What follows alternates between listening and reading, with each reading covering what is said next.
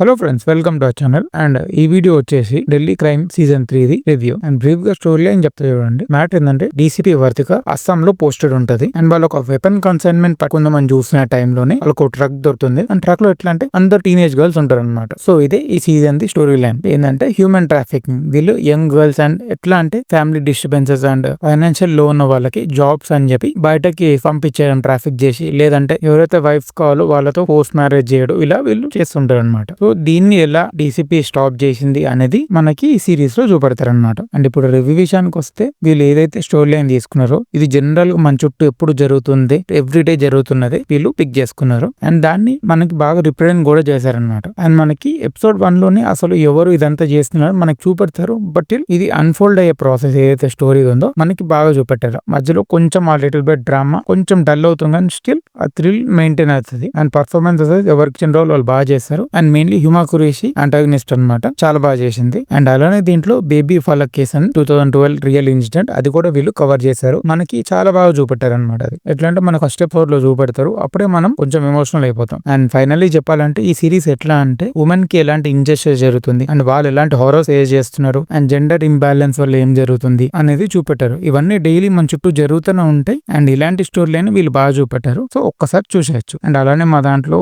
Movie reviews, trailer break downs ఈ videos కూడా ఉన్నాయి. ఆ వీడియోస్ కూడా వాచ్ చేయండి. Thank you.